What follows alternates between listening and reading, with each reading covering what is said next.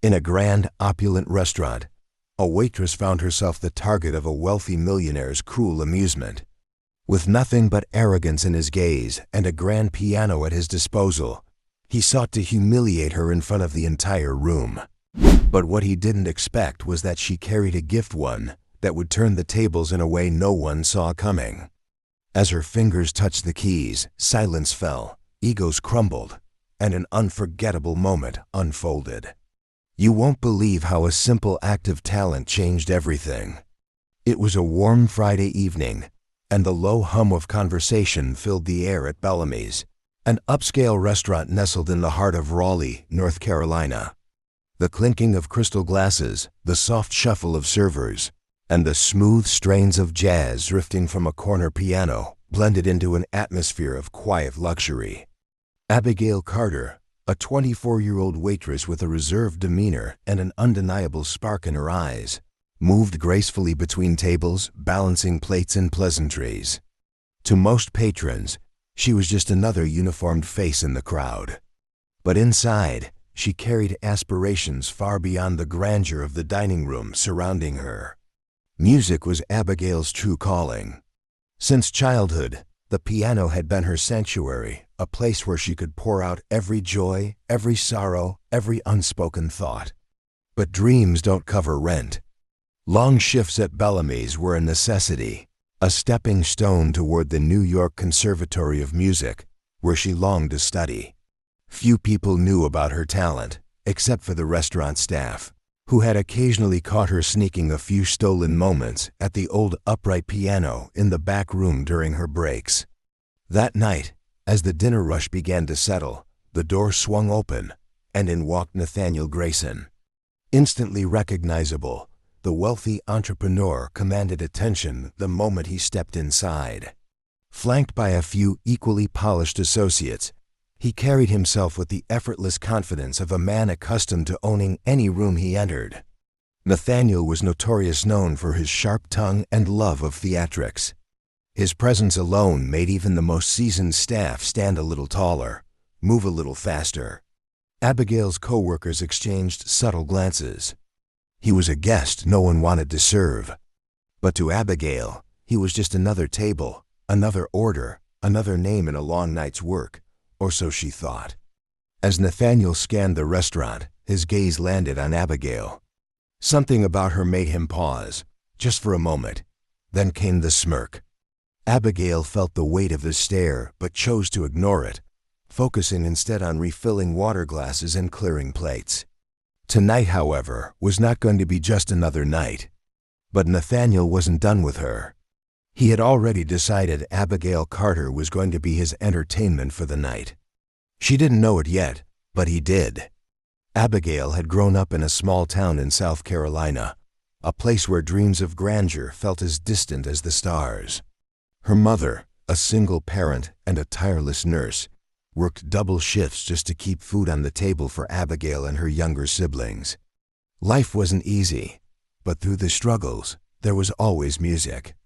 Her mother's old vinyl records, the scratchy hum of jazz, blues, and gospel, and a beat-up, out-of-tune piano, a gift from a kind neighbor, became the foundation of her love for melody. That piano was her escape. While other kids played outside, Abigail sat at the keys, teaching herself to play. First, she mimicked songs from the radio. Then, as she grew bolder, she tackled classical pieces, piecing them together note by note from second-hand music books. Her talent didn't go unnoticed. She played at church services, school recitals, community events, anywhere there was a piano and an audience willing to listen. But talent alone couldn't erase the financial hurdle standing between her and her dreams. By the time she turned 18, the reality was clear: a professional music career would have to wait. Scholarships fell through. Family responsibilities came first, so Abigail packed away her concert ambitions. Reality demanded something different, but she never truly let go. Because the piano wasn't just a dream, it was a part of her. Music wasn't just a passion, it was who she was. When Abigail Carter moved to Raleigh a few years ago, she didn't just take the job at Bellamy's for the paycheck. She chose it because of the grand piano nestled in the corner of the restaurant. Even though she rarely had the time or the nerve to play it, just knowing it was there gave her a quiet sense of comfort. Music hadn't left her. It was simply waiting. That night, as Nathaniel Grayson and his entourage took their seats, Abigail approached their table, balancing a tray with practiced grace. Nathaniel ordered a top-shelf scotch, tossing out a joke loud enough for the surrounding tables to hear. The kind of joke meant to draw attention. Abigail offered a polite smile as she took their orders, her voice steady despite the strange undercurrent of energy coming from him. "Abigail, huh?" Nathaniel said, glancing at her name tag. "Sounds like someone with a lot of hidden talents." The comment caught her off guard. She nodded politely, murmured a neutral "enjoy your meal," and stepped away to place their orders. She didn't notice the knowing grin he exchanged with his companions, or the way his eyes followed her every move. But Nathaniel wasn't just watching. He was planning. And soon, Abigail would find herself at the center of a spectacle she never asked for. The evening unfolded much like any other laughter, clinking silverware, the steady murmur of conversation filling the room. Abigail kept her pace even, careful not to meet Nathaniel's gaze as she moved between tables. She had dealt with difficult customers before, the entitled, the arrogant, the ones who treated servers like furniture. But this felt different. Nathaniel wasn't just rude, he was calculated. His presence loomed over the restaurant like a shadow, something about him making her uneasy in a way she couldn't quite shake. By the time the appetizers were served, his performance had begun. Though not the kind Abigail expected. Holding court at his table, Nathaniel launched into boisterous stories of his success, weaving in thinly veiled insults about people who lacked ambition. His entourage laughed on cue, while other diners exchanged irritated glances in his direction. Abigail tried to tune him out, focus on the work, not the noise. But as she returned to his table with a bottle of wine, Nathaniel caught her off guard. "Tell me, Abigail," he said, his voice cutting through the chatter. "What do you do when you're not carrying plates? Surely a young woman like you has dreams." She hesitated, her fingers tightening around the bottle. Then, carefully measured, she answered, "I play piano sometimes." She kept it brief, hoping the conversation would end there. But Nathaniel's eyes lit up, a slow smile curling at the corner of his lips. "A pianist, huh? How fascinating." Then, leaning back in his chair, he said it, the words that made the air shift around her. "Why don't you give us a little performance?" Abigail froze. For a moment, the restaurant seemed quieter, the weight of his words hanging in the air. She forced a nervous laugh. "Oh, I couldn't," she said quickly. "I'm just here to work tonight." But Nathaniel wasn't about to let it go. Nonsense. "There's a piano right there in the corner," Nathaniel declared, his voice booming over the restaurant's gentle hum. "Show us what you've got. Surely a future star like you isn't afraid of a little audience?" His companions chuckled, clearly enjoying the spectacle, while other diners turned their heads, curiosity flickering in their expressions. Abigail's chest tightened. She could feel the heat of their stares, the unspoken judgment hanging in the air. She wanted to refuse, to turn on her heel and walk away. But Nathaniel's challenge loomed a test, daring her to rise to the occasion or shrink beneath its weight. "I really shouldn't," Abigail stammered, her eyes darting toward her coworkers, hoping for an escape, a lifeline, anything. But no one moved. Even her colleagues seemed hesitant to intervene. Nathaniel leaned back in his chair, swirling his scotch, a slow smirk creeping across his lips. "Ah, I see," he mused, his voice dripping with mock disappointment. "All talk, no talent. That's a shame." The words hit like a slap. Abigail's hands clenched at her sides. She wasn't one for confrontation, never had been. But the way he dismissed her, reduced her to some meaningless amusement, struck deeper than she expected. For a split second, her mother's voice echoed in her mind. "Never let anyone make you feel small, Abigail. You're bigger than they'll ever know." A tense silence stretched between them. Abigail's gaze flickered toward the piano, then back at Nathaniel. His expression was smug, expectant, daring her to take the bait. And against her better judgment she did. Fine. Her voice was steady but low. A ripple of anticipation moved through the room as Abigail stepped away from the table. Each step toward the piano felt like she was walking a tightrope, one misstep away from disaster. The dining room seemed to hold its breath as she approached the gleaming grand piano. The soft glow of the chandelier overhead cast a spotlight on her, isolating her from the murmuring crowd. Her fingers trembled as she slid onto the bench, the polished keys gleaming like a challenge waiting to be met. Behind her, Nathaniel leaned back in his chair, the picture of smug satisfaction, as though he had already won whatever game this was.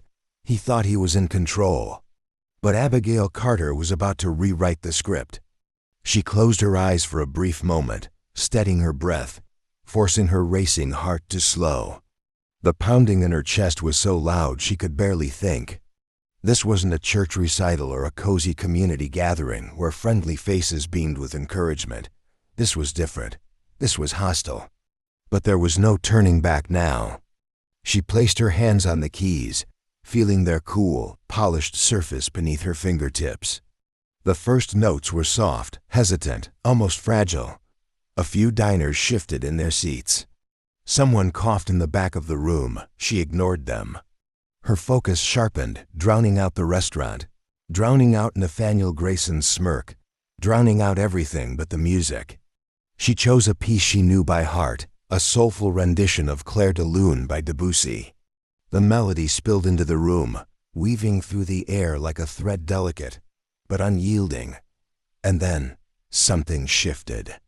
As her confidence grew, the music swelled, rising and falling like waves on a midnight shore. Her hands moved with a grace that betrayed the storm inside her, each note pouring out like a confession. Every chord carried a piece of her story. Her mother's sacrifices, the nights spent practicing in a cramped bedroom, the weight of dreams deferred but never abandoned.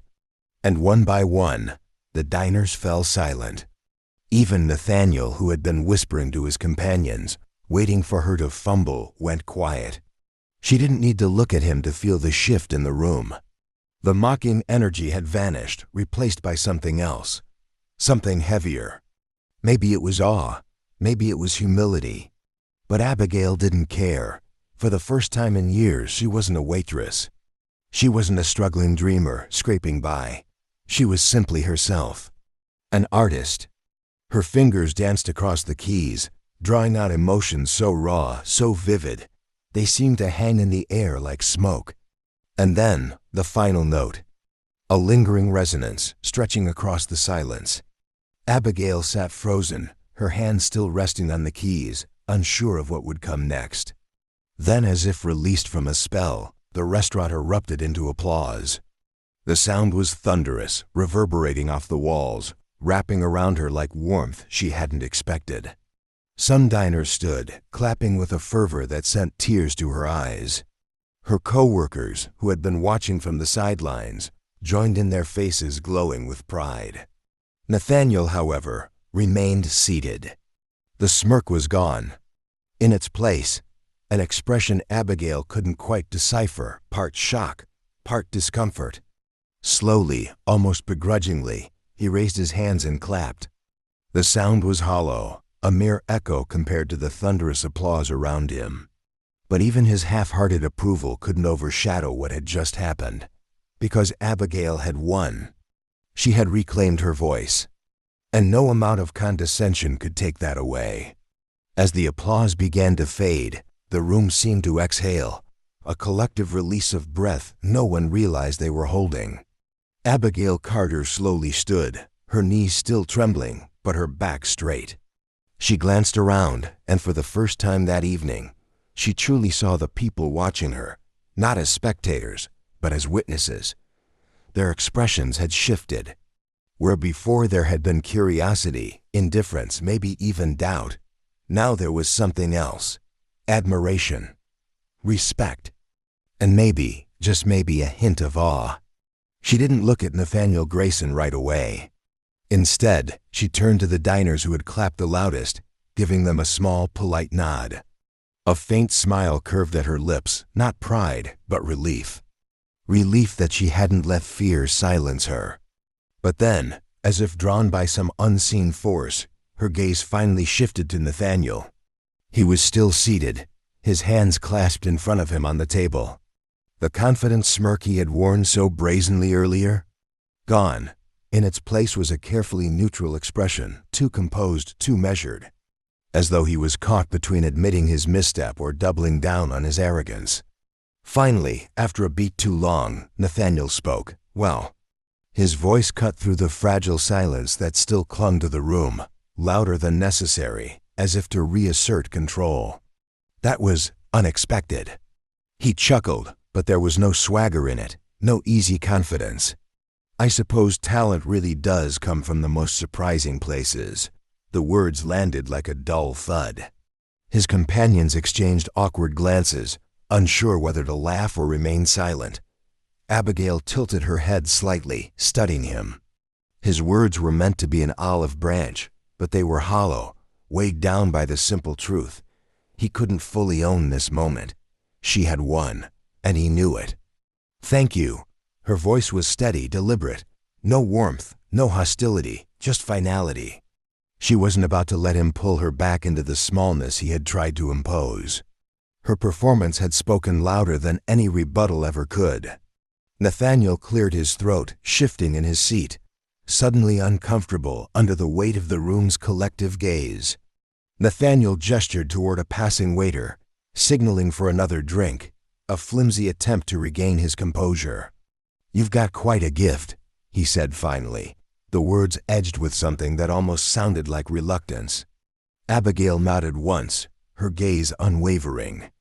"Everyone has a gift," she replied, her voice calm but deliberate. "It's how you choose to use it that matters." The room seemed to hold its breath again. Her words weren't loud. They weren't aggressive. But they landed, rippling through the air with quiet finality. Nathaniel shifted in his seat, his usual air of dominance slipping further with each passing second. Around them, the diners slowly turned back to their meals, though the energy in the room had shifted entirely.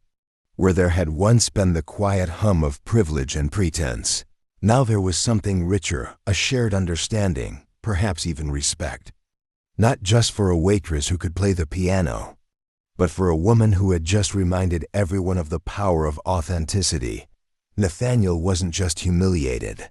He was exposed. And no amount of charm or bravado could shield him from that truth, because now everyone saw him. Abigail slowly stepped away from the piano, the weight of the moment settling in her chest. As she made her way back toward the service station, her colleagues met her with quiet smiles, subtle nods of encouragement. She still had a job to finish. But something about her posture had changed. Her head was held a little higher, her movements more deliberate. At Nathaniel's table, the shift was even more apparent. The once boisterous entourage who had laughed so freely at her expense earlier now sat in uneasy silence, their gazes avoiding hers entirely. The once animated conversation had faded to nothing but subdued murmurs. The bravado that had filled their corner of the restaurant had evaporated, and in its place there was only awkward quiet. The night continued, but Abigail felt lighter. Each step she took through the dining room felt more purposeful. Her confidence was no longer just a whisper inside her. It was real, tangible, blooming with every movement. And for the first time in a long time, she felt seen. She hadn't expected this. As Abigail Carter moved through the dining room, refilling glasses and clearing plates, patrons stopped her, not just to thank her for their meal, but for something more.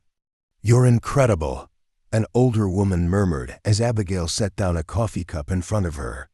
"I don't think I've ever heard anything so moving." "Keep going," another man added with quiet encouragement. "You've got something special. Don't let anyone tell you otherwise."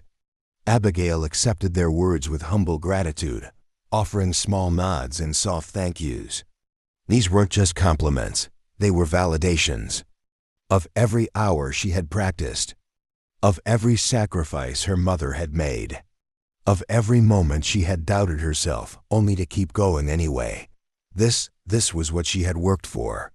This was why she played. Not everyone, however, was as gracious.